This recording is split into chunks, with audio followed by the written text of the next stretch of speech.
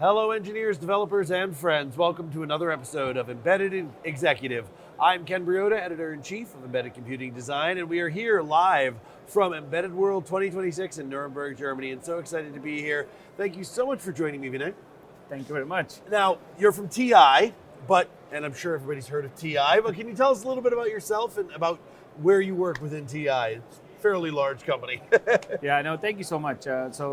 My name is Vinay Argarwal, and I'm responsible for the MSP Microcontroller business at TI. Yep. Location based in Dallas, and I have responsibility for the MSP Microcontroller business from a design and overall go-to-market strategy perspective. Exciting time to be dealing with MSPs and microcontrollers. Lots going on. Absolutely. You see microcontrollers everywhere, so no reasons to complain. Absolutely. So what are some of the things that you're excited about showcasing this year at Embedded World?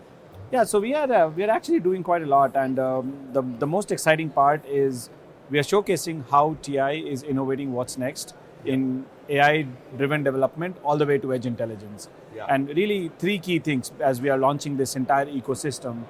First is we are integrating generative AI capabilities into our CC Studio IDE, which essentially means with our AI agents built into the design environment, as an engineer, you can go and write in plain simple English what you want to do, and you don't even need to do code creation. Right. So your time to market becomes significantly expedited. Right. Then second thing is edge AI enablement on a device level is a significant effort from a firmware development perspective. Yeah, absolutely. And starting from data collection, annotation, model creation, optimization, and then finally deployment on the device.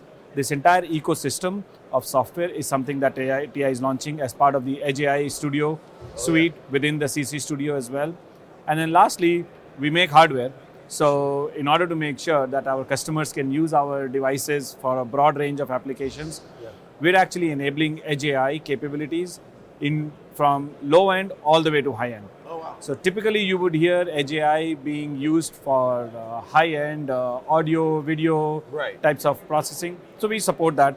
We have up to 1,200 TOPS of processing capabilities into our C7 DSPs. That'll do it most of the time. Most of the time, right? That's part of our processor portfolio, but that's not enough. Right. The way we want to scale it down is we want to bring Edge AI into low-power applications, which is where we launched a tiny MCU engine, engine NPU, which is basically an optimized hardware accelerator that can run Edge AI on a low power microcontroller, which allows you to broaden the scope of enabling Edge AI into all sorts of applications, from sensors to home automation to industrial, a variety of applications. So I know that you've expanded the MCU line even beyond what was a pretty robust line anyway.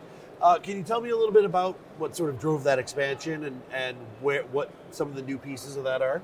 Yeah, so look, MCU has been a big part of our investments. And if you look around yourself, there is MCUs everywhere. Of course, starting from when you wake up in the morning in your home, to sit in your car, in your cars, and you go to a workplace, there's MCUs. I recently even talked about that in one of my articles. So the amount of microcontroller usage, the amount of electronics that we see around us, we see the market for MCUs to keep growing. Sure. And adding intelligence to the microcontroller is something that we see as the next wave. Yeah. So as I was talking about it, adding the ability for embedded developers to add edge intelligence from a wide range of applications, from low end to mid range to high end, is really the big next opportunity we see ahead, and that's where a lot of our investments are lined up.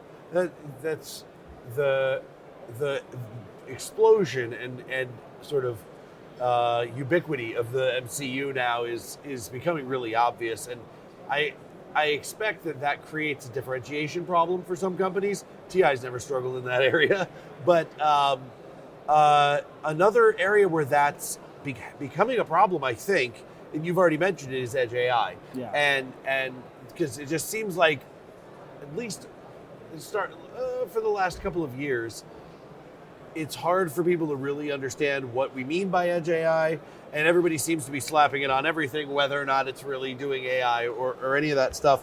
What do you see as some of the biggest challenges in the Edge AI space in terms of widespread adoption and understanding? Yeah, that's a good question. Look, as you just mentioned it, historically, Edge AI is more associated. Let's talk about what is Edge AI. You're used to doing compute on the cloud. Right. Okay. So what that means is you're sending a a workload into the cloud. It does the processing, sends you information back, and you act on it. Right. With Edge AI, you're doing it at a device level. Right. What that means is you can find out applications, and historically what people have done is a lot of the audio, video, the image processing types of applications Right. have been the predominant ones using Edge AI, Yeah. which also requires a lot of compute, and that means people have used a lot of high performing, high compute processor type of devices. So there's a performance barrier, Yeah. which we have of course lower by bringing it down to an low power tiny engine NPU, which is an optimized hardware accelerator Sure. that can run Edge AI down to very, very low power applications. Yep. So we have expanded the scope of applications that can use Edge AI. You no longer need the compute capabilities to run an image. Yeah. You can do arc fault detection, you can do simple diagnostics, fault measurements. These are very, very useful applications that we see on a day-to-day basis that can utilize the benefits of Edge AI. Well, yeah. Now then the next barrier is, now that you know all these great ideas, how do you implement it? Which is the software ecosystem. It's Yeah. complicated stuff, collecting the data, training the models. And first, what we have done is we have made the whole ecosystem available. Okay. But then on top of that, we have a repository of pre-trained models that we provide as free as part of our Model Zoo repository, Yeah.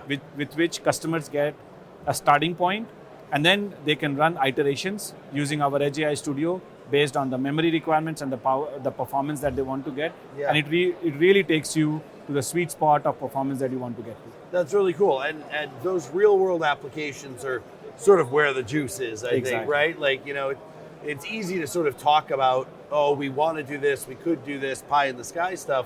But I think, and this year in particular, I'm seeing a lot of really interesting real world edge applications that are actually in production at scale and working. Absolutely. Do you have any favorites that you've seen out there? Oh, there are quite a few. And, we see a lot of applications in the industrial space, building automation, Yeah. Home security. But if you largely categorize them, the applications that we see are more across predictive maintenance, Right. fault monitoring, some perception-based applications. Sure. And essentially, whether you are designing a PIR sensor or you're designing a factory sensor, whether it's pressure, optical, or something, you are making a local decision right where the action is happening. Yeah. And it can enable a lot of different ways in which you can make your system intelligent. Yeah, absolutely. Well, thank you so much, Vinay. Really appreciate you chatting with me today. Thank you very much. This has been great. Folks, don't go anywhere. We're going to be having more guests, more podcasts, more video coming to you all this week. So make sure that you've liked and subscribed so you never miss any of our content from Embedded World or anywhere else. I've been Ken Briodagh and your host. We'll see you soon.